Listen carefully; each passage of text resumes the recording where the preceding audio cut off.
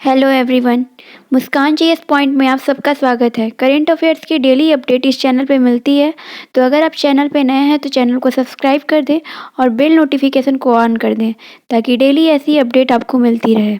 तो आइए जानते हैं क्या कुछ खास है आज के करंट अफेयर्स में। पहला प्रश्न है, इंडिगो के नए प्रबंध निदेशक के रूप में किसे नियुक्त किया गया? Who has been appointed as the new managing director of IndiGo? इसके लिए ऑप्शंस हैं राहुल भाटिया, महेश नागपाल, विकास जैन एंड इनमें से कोई नहीं। And the correct option is option A Rahul Bhatia. भारतीय एयरलाइन इंडिगो ने प्रबंध निदेशक के रूप में राहुल भाटिया को नियुक्त किया है। ये नाम आप याद कर लीजिएगा। और राहुल भाटिया इससे पहले एमडी के रूप में इस कंपनी में कार्यरत थे। राहुल भाटिया से पहले कोई भी प्रबंध निदेशक नहीं था, इसलिए अगर आपसे एग्जाम में पूछा जाता है कि प्रथम प्रबंध निदेशक इंडिगो की कंपनी के कौन है, तो आपका आंसर होगा राहुल भाटिया। इंडिगो की स्थापना 2005 में की गई थी और इसका मुख्यालय गुरुग्राम में स्थित है। अगला प्रश्न है, किस राज्य ने सफाई स्वच्छता के लिए क्लैप अभियान शुरू किया? Which state has launched the CLAP campaign for cleanliness? इसके लिए ऑप्शंस हैं राजस्थान, उड़ीसा, पंजाब और Andhra Pradesh. And the correct option is option D, Andhra Pradesh. Andhra Pradesh की सरकार ने स्वच्छता के लिए क्लैप अभियान शुरू किया है। तो अगर आपसे एग्जाम में पूछा जाता है कि क्लैप अभियान का संबंध किससे है, तो होगा स्वच्छता से। इस अभियान के तहत ग्रामीण परिवारों को सड़क पे कचरा न फेंकने का निर्देश दिया गया है और कचरा को गाड़ियों को सौंपने के लिए बोला गया है।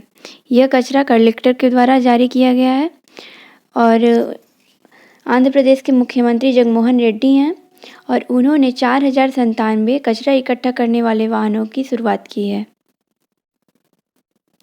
अगला प्रश्न है, लॉन्च उपन्यास अथर्व द ओरिजिन के लेखक कौन हैं? Who is the author of the launch book Atharva the origin? इसके लिए ऑप्शंस हैं विपिन देसाई, विजय सेनवाल, रमेश थमिलमनी एंड इनमें से कोई नहीं। And the correct option is option C, Ramesh Thamilmani. Ramesh Thamilmani ने एक उपन्यास की रचना की है जिसका नाम है अथर्व द ओरिजिन। ये नाम आप याद कर लीजिएगा। इस उपन्यास का मोशन पोस्टर जारी कर दिया गया है और इस उपन्यास में क्रिकेटर महेंद्र सिंह धोनी को सुपर हीरो अथर्व के रूप में चित्रित किया गया है। इस उपन्यास में 150 से अधिक सजीव चित्रण हैं जो कि मनोरंजक रसपूर्ण कथा को प्रस्तुत करते हैं। इस पुस्तक को आदि कलाराज और अशोक मनोर ने प्रोड्यूस किया है। अगला प्रश्न है, बाटा इंडिया ने किसे अपना ब्रांड एम्बेसडर नियुक्त किया? Who has been appointed by Bata India as its brand ambassador? इसके लिए ऑप्शंस हैं विदुषी मान, नीना सेन, दिशा पटानी एंड इनमें से कोई नहीं। And the correct option is option C, Disha Patani.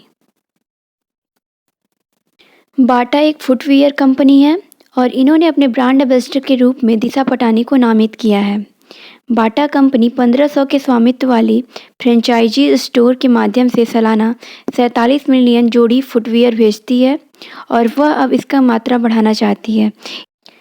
इसलिए उन्होंने दिशा पटानी को नए ब्रांड एम्बेसडर के रूप में नियुक्त किया है। अगला प्रश्न है, वर्ष 2021 में भारत के व्यापार भागीदार के रूप में शीर्ष स्थान पर कौन सा देश रहा? Which country topped as India's trade partner in the year 2021? इसके लिए ऑप्शंस हैं चीन, अमेरिका, रूस और Japan. And the correct option is option B, America. संयुक्त राज्य अमेरिका 2021 में 112.3 बिलियन डॉलर के व्यापार के साथ भारत का शीर्ष व्यापारिक भागीदार देश बन गया है। चीन ने भारत के साथ 110.4 अरब डॉलर के व्यापार के साथ सेकंड रैंक हासिल की है। भारत के शीर्ष 10 व्यापारी भागीदारों की सूची में फर्स्ट पे अमेरिका, सेकंड पे चीन, फिर संयुक्त अरब अमीरात जिसे यूएई कहते हैं, Saudi Arab, Switzerland, Hong Kong, Singapore, Iraq, Indonesia और दक्षिण कोरिया शामिल हैं। ये सभी देश भारत के साथ व्यापारी भागीदारों की सूची में टॉप 10 में हैं। अगला प्रश्न है, भारतीय दिवाला एवं ऋण शोधन अक्षमता बोर्ड के नए अध्यक्ष कौन बने? Who become the new chairman of the insolvency and bankruptcy board of India? इसके लिए ऑप्शंस हैं रवि मित्तल, नरेश देसाई, विजय चौहान और Suraj Sinha. And the correct option is option A, Ravi Mittal. Ravi Mittal को दिवाला एवं ऋण शोधन अक्षमता बोर्ड के नए अध्यक्ष के रूप में नियुक्त किया गया है। रवि मित्तल 1986 बैच के बिहार बोर्ड के आईएएस अधिकारी हैं और उन्हें 5 साल की अवधि के लिए इस पद पर नियुक्त किया गया है। खेल विभाग के पूर्व सचिव के रूप में वो कार्य कर चुके हैं। और अगर हम बात करें आईबीबीआई का मुख्यालय कहाँ स्थित है, तो इसका मुख्यालय नई दिल्ली में स्थित है। आईबीबीआई की स्थापना साल 2016 में की गई थी। और आईबीबीआई का full form insolvency and bankruptcy board of India होता है। ये सारे फैक्ट्स बहुत ही ज़्यादा इम्पोर्टेंट हैं। अगला प्रश्न है, किसे भारत की महालेखा नियंत्रक का प्रभार दिया गया? Who was given the charge of controller general of accounts of India? इसके लिए ऑप्शंस हैं सोनाली सिंह, वैशाली सुभद्रा, निर्वी मान एंड इनमें से कोई नहीं। And the correct option is option ए, सोनाली सिंह। वित्त मंत्रालय के वित्त विभाग के लेखा महानियंत्रक के रूप में सोनाली सिंह को नियुक्त किया गया है और सोनाली सिंह दीपक दास की जगह लेंगे। सोनाली सिंह 1987 बैच की अधिकारी हैं और सोनाली सिंह वित्त विभाग के लेखा महानियंत्रक के रूप में 1 फरवरी 2022 से अपना कार्यभार शुरू कर रही हैं। अगला प्रश्न है, किस देश ने ईयर ऑफ टाइगर चंद्र नव वर्ष उत्सव मनाया? Which country celebrated the year of tiger lunar new year festival? इसके लिए ऑप्शंस हैं वियतनाम, रूस, जापान और चीन। And the correct option is option D, चीन। चीन ने चंद्र नौ में प्रवेश करने के उपलक्ष्य में ईयर ऑफ टाइगर वार्षिक उत्सव मनाया है और यह फेस्टिवल 1 फरवरी 2022 से 21 जनवरी 2023 तक मनाया जाएगा। चीनी राशि चक्र कैलेंडर के अनुसार ईयर ऑफ द ऑक्स समाप्त हो गया है और अब ईयर ऑफ टाइगर शुरू हो गया है और इसी के उपलक्ष्य में यह फेस्टिवल मनाया गया है। चीन की राजधानी बीजिंग है और चीन के वर्तमान में राष्ट्रपति शी जिनपिंग हैं और चीन की मुद्रा का नाम रनमिनबी है। ये सारे फैक्ट्स बहुत ही ज़्यादा इम्पॉर्टेंट हैं। अगला प्रश्न है, अंतर्राष्ट्रीय मानव बंधुता दिवस कब मनाया गया? When was the international day of human fraternity observed? इसके लिए ऑप्शंस हैं 7 फरवरी, 1 फरवरी, 4 फरवरी और 2 फरवरी। And the correct option is option C, 4 फरवरी।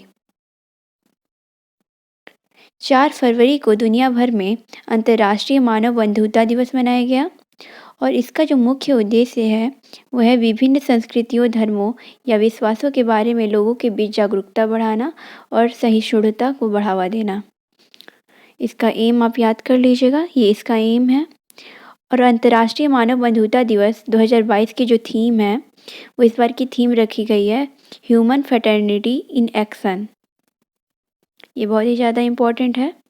मानव बंधुता का पहला अंतर्राष्ट्रीय दिवस 2021 में मनाया गया, यानी इसको मनाने की शुरुआत 2021 से हुई है। अगला प्रश्न है, 31 जनवरी को राष्ट्रीय महिला आयोग ने अपना कौन सा स्थापना दिवस मनाया? Which of its foundation day was celebrated by the national commission for women on 31 जनवरी? इसके लिए ऑप्शंस हैं 17वां, 12वां, 30वां और 22वां। नेशनल कमीशन फॉर वुमेन को शॉर्ट में NCW भी कहते हैं।